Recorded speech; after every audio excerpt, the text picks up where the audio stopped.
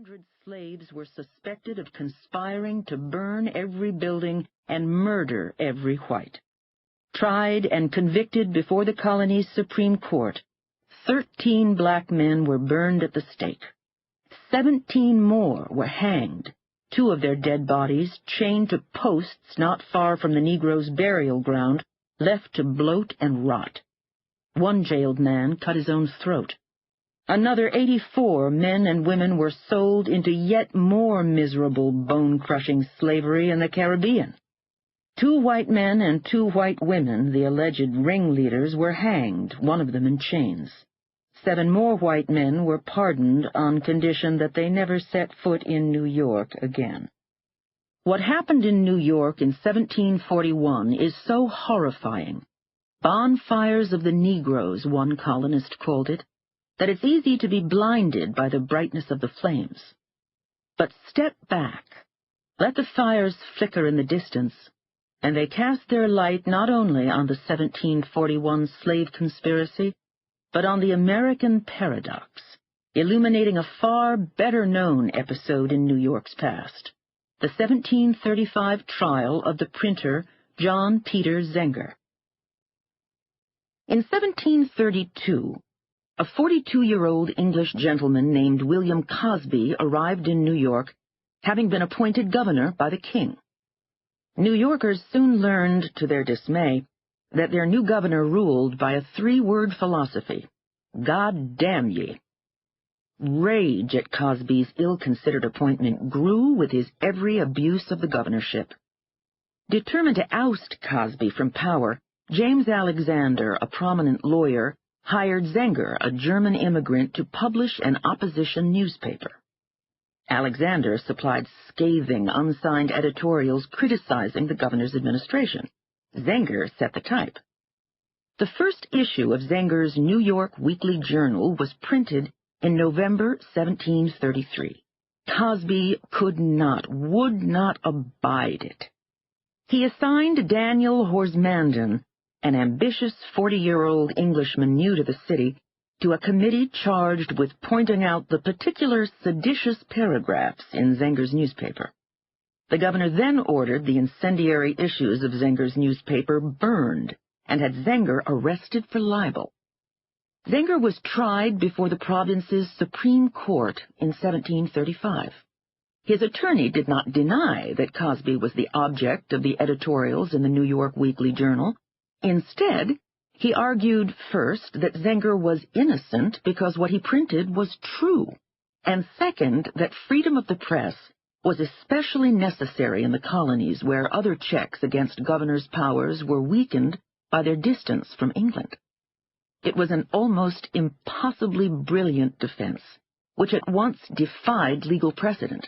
Before the Zenger case, truth had never been a defense against libel, and had the effect of putting the governor on trial, just what Zenger's attorney wanted, since William Cosby, God damn him, was a man no jury could love. Zenger was acquitted. The next year, James Alexander prepared and Zenger printed a brief narrative of the case and trial of John Peter Zenger, which was soon after reprinted in Boston and London. It made Zenger famous. But the trial of John Peter Zenger is merely the best-known episode in the political maelstrom that was early 18th-century New York. We are in the midst of party flames, Daniel Horsmanden Riley observed in 1734, as Cosby's high-handedness ignited the city. Horsmanden wrote in an age when political parties were considered sinister, invidious, and destructive of good government. As Alexander Pope put it in 1727, party is the madness of many for the gain of a few. Or as Viscount St. John Bolingbroke remarked in his 1733 Dissertation upon Parties, the spirit of party inspires animosity and breeds rancor.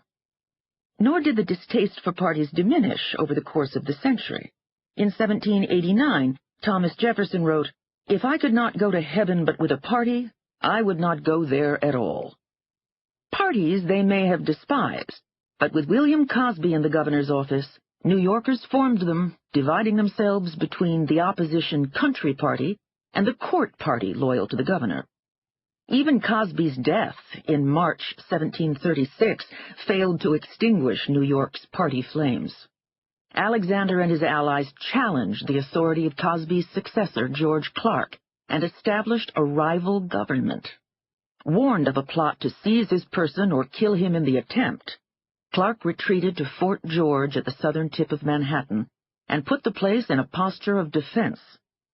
In the eyes of one New Yorker, we had all the appearance of a civil war. And then, nothing. No shots were fired, nor was any peace ever brokered. The crisis did not so much resolve as it dissipated. Soon after barricading himself in Fort George, Clark received orders from London confirming his appointment. The rival government was disbanded. By the end of 1736, Daniel Horsmanden could boast, "Zenger is perfectly silent as to politics." Meanwhile, Clark rewarded party loyalists. In 1737, he appointed Horsmanden to a vacant seat on the Supreme Court. But Clark proved a more moderate man than his predecessor. By 1739, under his stewardship, the colony quieted. In early 1741, less than 2 years after Clark calmed the province, 10 fires swept the city. Fort George was nearly destroyed. Clark's own mansion inside the fort burned to the ground. Daniel Horsmanden was convinced that the fires had been set on foot by some villainous confederacy of latent enemies amongst us, a confederacy that sounded a good deal like a violent political party. But which enemies?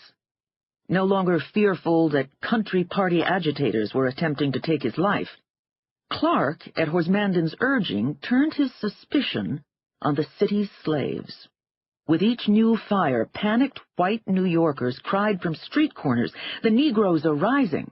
Early evidence, collected by a grand jury appointed by the Supreme Court, hinted at a vast and elaborate conspiracy. On the outskirts of the city, in a tavern owned by a poor and obscure English cobbler named John Hewson, tens and possibly hundreds of black men had been meeting secretly, gathering weapons and plotting to burn the city, murder every white man, appoint Hewson their king, and elect a slave named Caesar governor. This political opposition was far more dangerous than anything led by James Alexander. The slave plot to depose one governor and set up another, a black governor, involved not newspapers and petitions, but arson and murder. It had to be stopped. In the spring and summer of 1741, New York magistrates arrested 20 whites and 152 blacks. To Horsmanden, it seemed very probable that most of the Negroes in town were corrupted. 80 black men and 1 black woman confessed and named names, sending still more to the gallows and the stake. But the threads that tie together the crises of the 1730s and 1741 are longer than the list of participants. The 1741 conspiracy and the 1730s opposition party were two faces of the same coin. By the standards of the day, both faces were ugly, disfigured, deformed. They threatened the order of things. But one was very much more dangerous than the other. Alexander's political party plotted to depose the governor. The city's slaves, allegedly, plotted to kill him. The difference made Alexander's opposition seem, relative to slave rebellion, harmless, and in so doing made the world safer for democracy, or at least, and less grandly, both more amenable to and more anxious about the gradual and halting rise of political parties. Whether enslaved men and women actually conspired in New York in 1741 is a question whose answer lies buried deep in the evidence, if it survives at all. It is worth excavating carefully.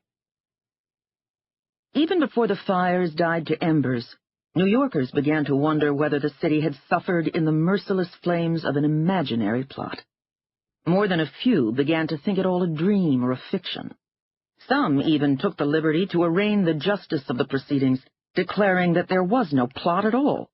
Daniel Horsmanden, who had staked his reputation on the investigation, was outraged.